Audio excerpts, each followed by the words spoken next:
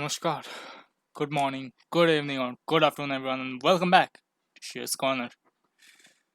Welcome back in our second episode of Catching Up, where we'll talk about the recent updates, news, and stuff that happens within the various video games and appreciate them. Well, essentially, we're talking about various stuff that is happening, stuff that are going to be released, stuff that are going to come or may have already come but have some changes. So, let's start our roster today. Starting from the beginning, we have Arcade or Arcade Unchained. As you know, I have this title on my radar for quite a while. I played Arcade back then in the free to play version. Arcade Unchained I'm playing. Arcade is a very dear game to me, despite the fact that how it is handled. But yeah, so, with the new expansion coming as titled Garden of the Gods, available on June the 11th, we are here today on June the 6th. There has been various details that came up regarding the expansion.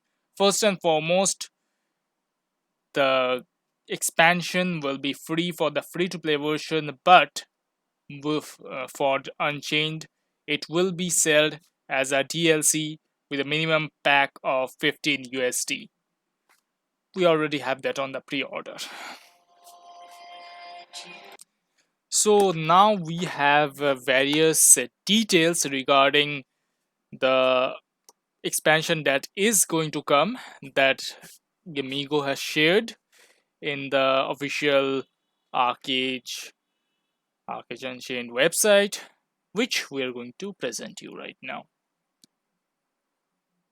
So the first part we see a backstory, I guess, kind of titled as Destiny's Call. The story of the Great Migration begins with the journey of the 12 ordinary and young adventurers seeking their dream. Led by curiosity, they formed the library expedition and tracked down the path to the mother goddess Theol, the almighty creator of the world.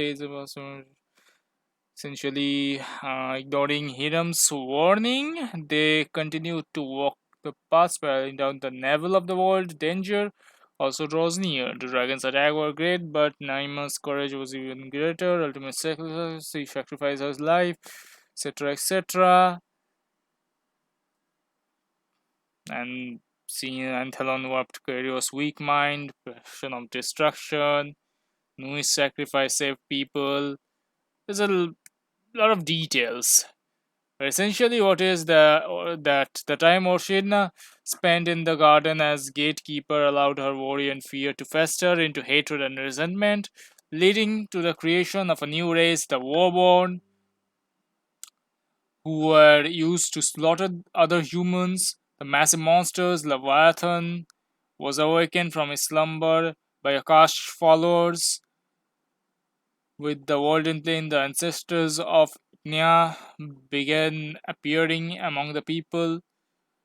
Those chosen ones have received the legacy to protect the world from Akash, and their faith led them to Hiram, following the footsteps of the library expedition. Nothing else in the world had changed except for the Hiram. In the cave they remained, hiding, not giving up their place. With the Hiram exposed, evil forces are swiftly gathering around the Hiram Mountains.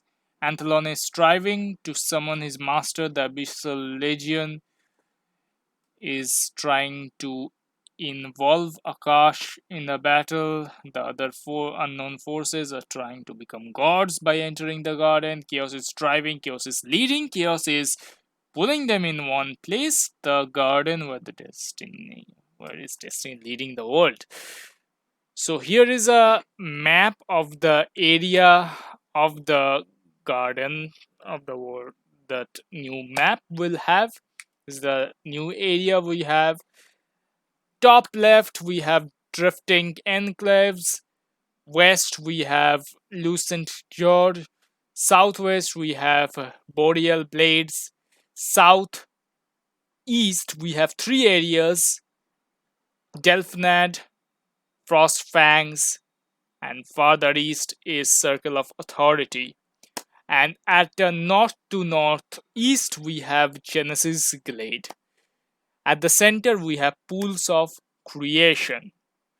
There are certain arts as well. There's a Drifting Enclaves, concept art, I guess. Well, not as really concept art, but yeah, this is how it will be looking at Genesis Glade, Pools of Creation, Circle of Authority, Frostfang, Delphinad Mirage,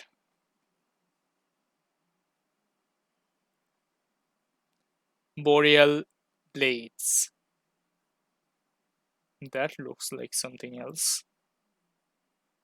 And then we have some details. So the new continent, the continuation of the epic journey, 59 new storyline quests. My god, 59 new storyline quests. New world boss and encounters, 14 new areas. Wow. New trade pack type, the disguised packs. Brand new monsters, new weekly quests, new territory buildings and features, new Hiram Guardian and Aeronor gear, and more to come. There's also some other arts regarding maybe NPCs, maybe enemies, and this one certainly looks like a world boss. And also, not to mention, the Southeast Asia or the sea version of Arcade will be released as well on the same day. It is mainly for Thailand and Indonesian players. So much more interesting stuff are going to happen in Arcade. Keep a tab on these if you're interested, and buy the expansion if you're playing the Unchained version. Our next topic will be regarding the game we used to play a lot and still play, despite it being a bit of more grind fest. Well, Arcade is also a grind fest, but anyway, it's also a bit of hyped today, especially because this universe's first live event is going to happen tonight on 10 a.m. Pacific time, which is certainly not for me. It's 10:30 p.m. India Standard Time for me, and we will have a big gun going up to the sky. Well, yes, we are talking about Destiny 2 and its live event where Rasputin will attack the Almighty. And what happens? We will all see. But as we know that within 3 days and a couple of few hours, the current season will be ending, the season of Worthy will be ending, and a new season will come up. And we will have more details about that soon. But for the most part, we have few teasers to show you guys.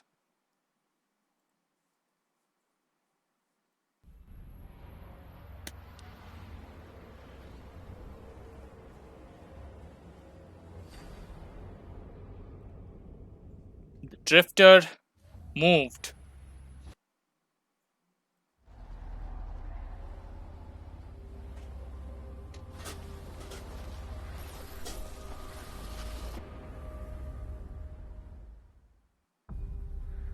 And finally tonight, as Rasputin will take aim at the Almighty.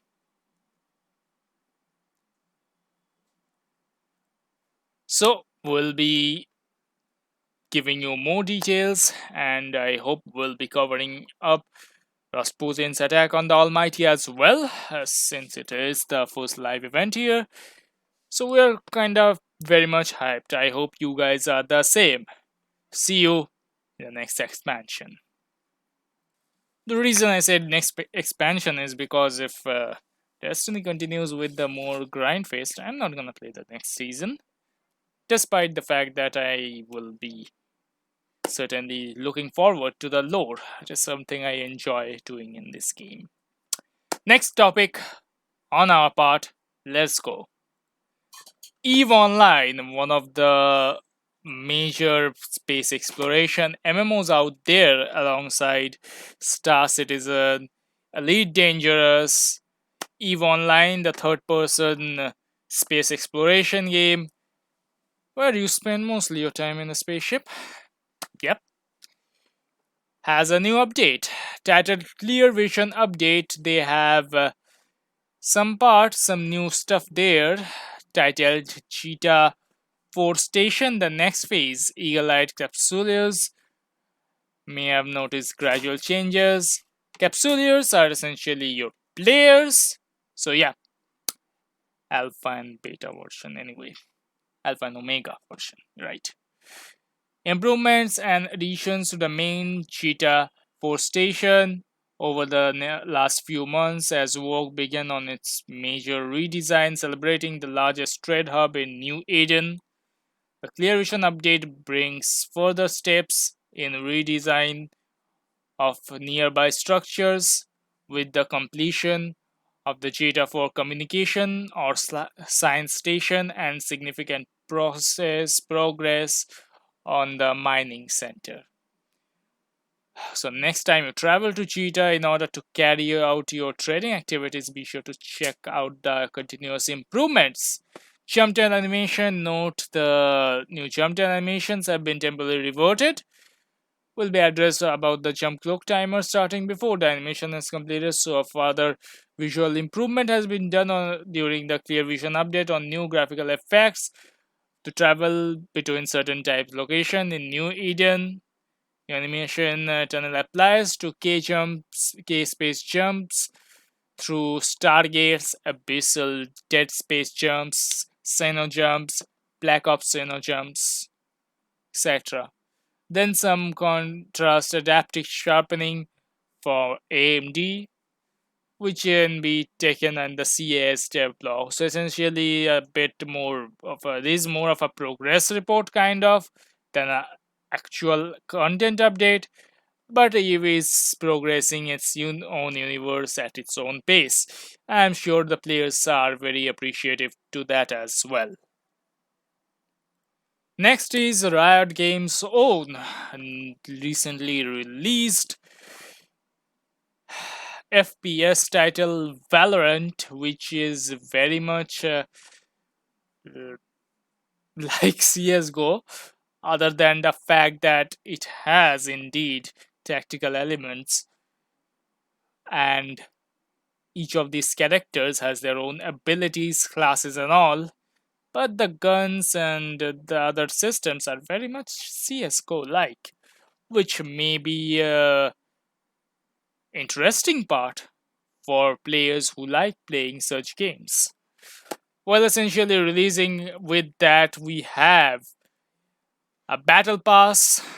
We all know what Battle Pass is in its Chapter 1 Ignition Act 1. We have several rewards awaiting in the Battle Pass where you complete matches, get XP, unlock rewards. As you can see here, there are rewards available for the Battle Pass. And again, there's also a new mode that is available named Spike Rush. Is a 8 to 12 minute long game, best of 7 round with a shorter pre-round and round times. Plant the spike and everyone has the spike. Not just one person, but everyone in your team can plant the spike. So the opponent will have more headaches on their brain. And swap between attack and defense after 3 rounds, and you get 2 ultimate points for every kill and death. Get all basic abilities for free. You cannot choose your own weapon, it is given to you. It's a random weapon, but same for the entire team, both sides. And 3 to 5 special power up orbs are randomly available on the map which can give you from see, this is how the orbs kind of look. It can give you a damage output increase to plugging the enemy team, giving a debuff, decreasing their health, etc. etc. This mode is in beta right now, as you can see. It may go out in the future and some new mode can come, but everything is up in order. Personally, I have played the game and I'm still getting a hand of it, and it is not a bad game in a sense. It is very interesting implementation of the way, like, if you mean CSGO as a reality type shooter, Valorant would be more of a fantasy type shooter, tactical shooter, which may diversify this FPS environment to more people, and may more people be interested in this kind of games. We'll see in the future, shall we?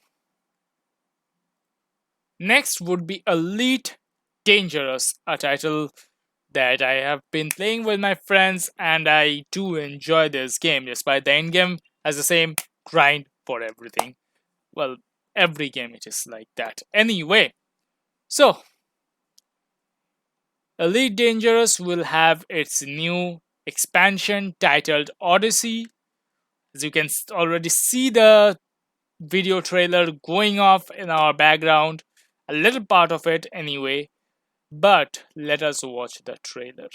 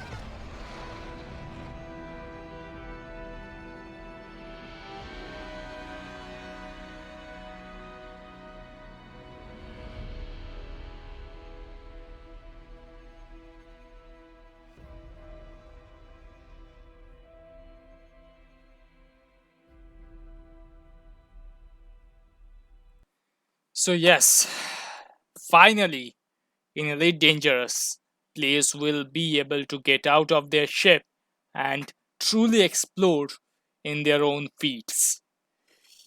Sadly, the only thing available to us is essentially the trailer, because the release date, the tentative release date, is early 2021. It got delayed from early 2020 to early 2021. So, disembark, Commander, and leave your mark on the galaxy in Elite Dangerous Odyssey. Explore distant worlds on foot and expand the frontier of known space. Be the first to step out into countless unique planets as you discover land untouched since time began. Well, so what are the key features? One giant leap. Does the breathtaking planets powered by stunning new tech soak in suns rising over unforgettable vistas, discover outposts and settlements, and explore with unrestricted freedom. Forge your own path. So, yeah, essentially, we will have planets to explore, fights to fight, maybe even unexplored civilizations if they may. We don't know yet. But I too hope there would be unexplored civilizations to conquer, because there will be no base building in the game as of now. Elite Dangerous has confirmed this, that there will be no base building. Also, there will be no VR, because they will have to redefine a lot of things in contrast to the VR technology. Henceforth, no VR for Elite Dangerous as of now on Odyssey. But we are very much interested. Also, those who have backed Elite Dangerous when it was on Kickstarter and have got the lifetime expansion coupon, kind of, they will, of course, get this expansion for free. So, no need to vote. But as for what more details we'll get on the expansion, as well as pricing and release date, we'll see in the future. Stay tuned as we deliver more details on this. 15 years. 15 years till this game, this MMO won the heart of people, to the point where people still play this game regardless of how old it is or how outdated it may look like. People still love this game. Its lore, its ways of representation, people still love this. World of Warcraft began its journey on 2005 on EU, and till date 2020 people are still following it. With the new expansion that will be coming soon, Shadowlands, we have further details for the preview on Arden World and Night Fae Covenant. A twilight tinged afterlife for those closely connected to the wild. Arden World is a domain of restoration tended by the mystic Night Fae. Within the eternal forest, massive dream trees draw in precious anima, the essence of souls that follows through the Shadowlands, to feed the spirits of nature awaiting rebirth into the cycle. So, we got some views of the areas in Outer World and its denizens, the fairies, the Vokai, the Silver, Tyrannon, Winter Queen, the leader of Ardenweald, Drust, Spriggan, and Mortal Soul. Finally, the Night Fae Covenant.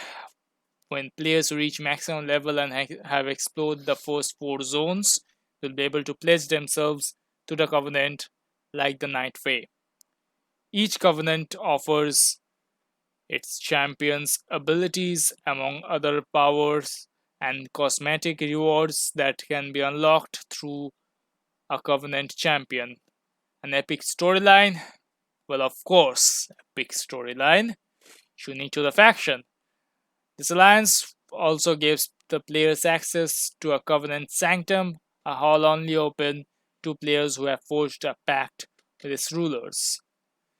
If you chose to join the Night Fae Covenant, you'll gain 2 unique abilities, 1 class ability used in combat, as well as a signature ability to explore the world in a new way. For Night Fae, they say to bestow upon their champions the signature ability Soul Shape. Turn into a Vulpin, increasing movement speed. You may reactivate Soul Shape to teleport a short distance forward. Additional cosmetic forms can be earned and collected through a variety of gameplay. While out in the world, the effect has a short duration before it wears off, but lasts indefinitely while in the rest area. We also have signature ability and class ability list, but they are subjected to change. For example, soul binding. When you join a covenant, you'll be able to undergo an ancient rite to bind your soul to some of its powerful members. By doing so, your character harnesses their power, gaining access to powerful bonuses. Over time, you can unlock new tiers of the power and switch soul binds when strategy demands it. Night Fae Covenant spoils.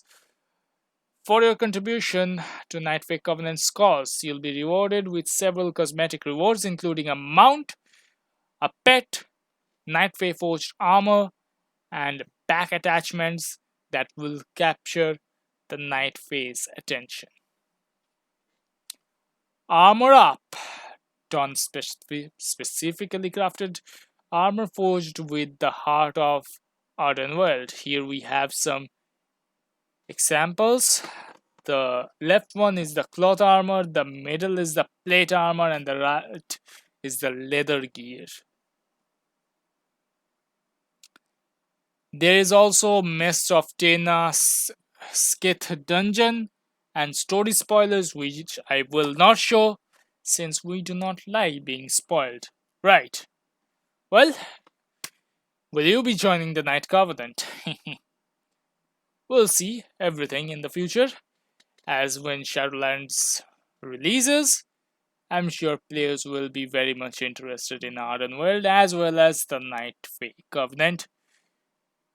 Shall we see you guys in the Shadowlands? If you remember this game and played it or maybe currently playing it, part of the fewer people who actually love this game or maybe like this game, who knows? This game, Astelia Online, I had covered it during its beta and I also am playing it. This game has released a content update on May the 26th and has further updates regarding various stuff that we will be talking about today. On the May 26th update, we had Tulia, the city of forgotten time, which is Uria's birthland, and the tragic land Tulia. You know who Uria is. So players can access the main quest there. Enjoy the story of Virgo, the Keeper of Stars, and Uria's tragedy. New fields and dungeons added. New Estel, Virgo, the success of stars, and Corvus of Purity, which can be obtained for a limited time in Tulia. Players can obtain tier 2 equipments and enhance Karza treasures by continuously playing in Tulia. Well, there are also stat chains. For example, classes will gain outer region skill in level 10 and more. There are skill chains also and stuff that has been changed a lot. Skill changes, as you can see. Then some known issues. And finally, on today, or rather, a few days ago, Tuesday, we had more details regarding this that will be coming update on 9th of this month. Today we also had a few more details, but we'll be mainly talking about the main parts that are going to come. The forum is always active and I will be linking everything in the description below. I'm sure you will be much more glad to enjoy the conversation with fellow Astelians. So, removal of daily quest and change in weekly quest inside Grelief, Ragnarok, and Astara. As you can see, boss quests in these three areas will also be removed. Bosses will become stronger. Deck effect point increase according to Astel grade level and Atra potion. There will be some changes regarding these. These are merely preview and we will be seeing the patch notes when it is time. Well, when they actually give us the patch notes, and on 9th when it gets updated. So I hope you all of you who are playing Asteria Online are enjoying the game. If not, leave it in the comments below. What are the issues? What are also, if you have left, I'd have loved to know why you have left. Maybe the game is no longer enjoyable to you, maybe the grind is not enjoyable to you, or maybe the PvP is not enjoyable to you. Leave it in the comments below, and I'd be glad to know how much of the issues are infesting for yourself.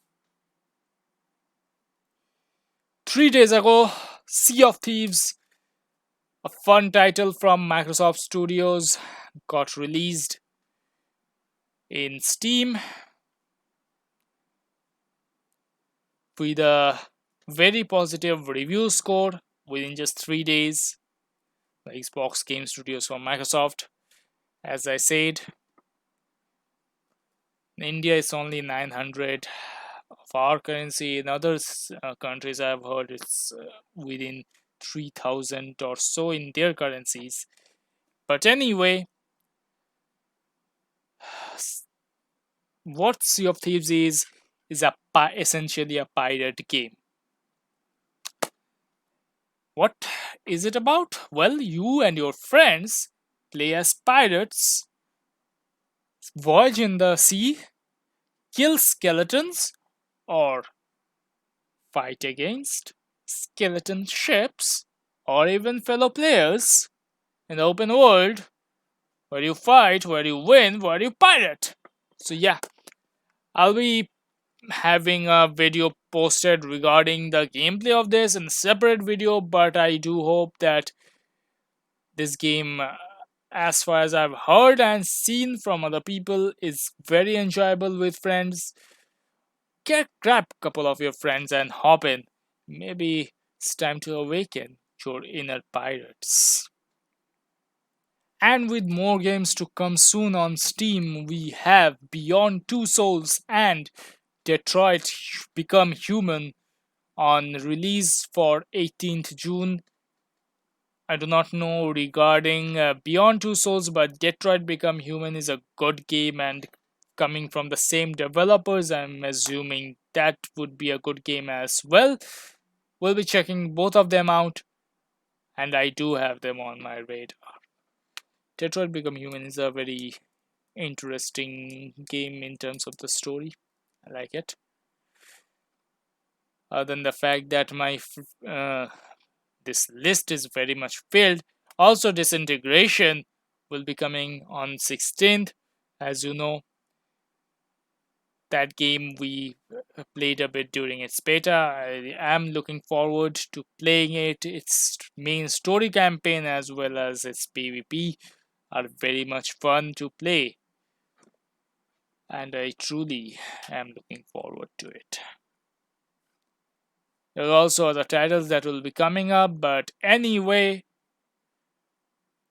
we're at the end of this segment, this chapter of episode of our catching up. We talked about several different games, coming updates, update that already happened, game got released and will be released. I hope all of you are enjoying the game while doing what you are supposed to do, regardless of where you are living. Stay safe, stay well, and we'll be getting more information regarding these games as well as more gameplays. I'll see you soon. Stay safe, stay well,